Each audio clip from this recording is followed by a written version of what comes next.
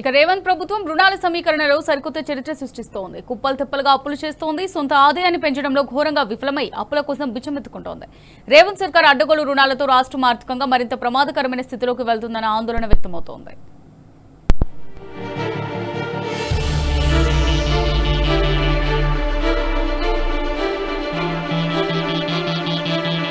రాష్ట్రంలోని రేవంత్ రెడ్డి సర్కారు అప్పులు చేయడంలో రికార్డులు బద్దలు కొడుతున్నది. అప్పులు చేస్తున్నది. బడ్జెట్ ప్రతిపాదనలకు మించి రుణాలు తెచ్చుకుంటున్నది. ఈ ఆర్థిక సంవత్సరంలో నిర్దేశించుకున్న రుణ సమీకరణ లక్ష్యాన్ని ఇప్పటికే పూర్తి చేసింది. నవంబర్ 18 నాటికే 102% చేరుకున్నది. ఆర్థిక సంవత్సరంలో మిగిలిన 4.5 నెలల్లో మరో 30 నుండి 50% వరకు రుణ సమీకరణ చేసే పరిస్థితులు కనిపిస్తున్నాయి. రాష్ట్ర సొంత ఆదాయ వనరుల్ని పెంచుకోవడంలో విఫలమైన కాంగ్రెస్ సర్కార్ అందిన కాడికల్లా అప్పులు చేస్తున్నది. తెలంగాణ ప్రజలనెత్తిన రుణభారం మోపుతున్నది. కోవిడ్ కష్టకాలంలో కూడా నాటి బీఆర్ఎస్ ప్రభుత్వం బడ్జెట్ ప్రతిపాదనలో 83% రుణ సమీకరణ చేసింది. రేవంత్ ప్రభుత్వం ప్రతిష్టాత్మక ప్రాజెక్టులు చేపట్టకుండానే నియంత్రణ లేకుండా అప్పులు చేయడంపై ఆర్థిక నిపుణులు ఆందోళన వ్యక్తం చేస్తున్నారు.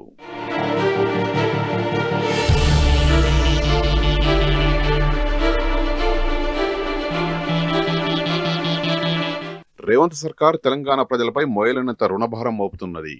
తెలంగాణ ఏర్పాటైన తర్వాత గడిచిన 12 ఏళ్లలో బీఆర్ఎస్ ప్రభుత్వం చేసిన అప్పులు, 2 ఏళ్లలో కాంగ్రెస్ ప్రభుత్వం చేసిన అప్పులపై కంట్రోలర్ అండ్ ఆడిటర్ జనరల్ నివేదికల్ని పరిశీలిస్తే ఈ విషయం స్పష్టమవుతుంది. రాష్ట్రం ఏర్పడిన తొలి ఏడాది 2014-15 బడ్జెట్లో రుణ ప్రతిపాదన 17,398.72 కోట్ల రూపాయలు ఉండగా నాటి ప్రభుత్వం నవంబర్ నాటికి 1,564.54 కోట్ల రూపాయలు మాత్రమే సమీకరించింది. 2025-26 బడ్జెట్లో గతంలో ఎన్నడూ లేనంతగా 54,009.74 కోట్ల రూపాయలు ప్రతిపాదించింది. నవంబర్ 18 నాటికే 55,000 రూపాయలు సేకరిస్తున్నది. అంటే రుణ సమీకరణ లక్ష్యం 102% పెరిగింది. గడిచిన 10 ఏళ్లలో 2 ఏళ్లు 2019, 2020, 2020-21 కోవిడ్ మహమ్మారి విజృంభించి ఆర్థిక లావాదేవీలు స్పందించినా రాష్ట్ర ప్రభుత్వానికి రూపాయి ఆదాయం రాకపోయినా నాడు రుణ సమీకరణ లక్ష్యాన్ని పెంచుకోలేదు. బడ్జెట్ ప్రతిపాదించిన మొత్తంలో గరిష్టంగా 83.58% నాటి కేసీఆర్ సర్కార్ సమీకరించింది.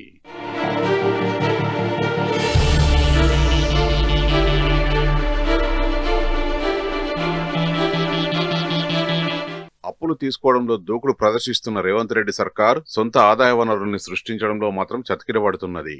అదే కేసీఆర్ 10 ఏళ్ల పాలనలో కోవిడ్ కాలం మినహాయిస్తే సొంత ఆదాయ వనరులు ఏటికేడు పెరిగాయి తప్ప తగ్గలేదు.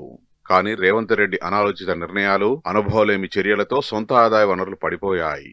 రాష్ట్ర సొంత ఆదాయ వనరులుగా భావించే జీఎస్టీ, స్టాంప్స్ అండ్ రిజిస్ట్రేషన్ ఫీజులు, land revenue, sales tax, state excise duty, కేంద్ర పన్నుల్లో రాష్ట్ర వాటాలు తగ్గుతున్నాయి. హైడ్రా, ఫ్యూచర్ సిటీ, మెట్రో రద్దు వంటి నిర్ణయాలతో రియల్ ఎస్టేట్ వ్యాపారం తగ్గిపోయింది. స్టాంప్స్ అండ్ రిజిస్ట్రేషన్ ఫీజులు, సేల్స్ ట్యాక్స్ల వంటివి తగ్గాయి.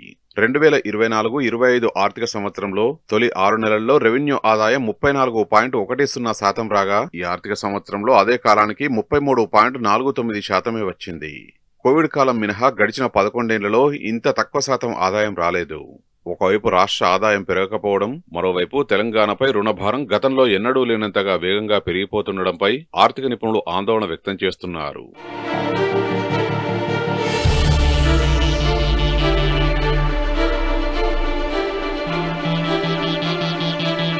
కాంగ్రెస్ పాలన ఇలాగే కొనసాగితే ఇప్పుడున్న సంక్షేమ పథకాల అమలుకు, అభివృద్ధి పనులకు ఆర్థిక కష్టాలు తప్పవని నిపుణులు హెచ్చరిస్తున్నారు.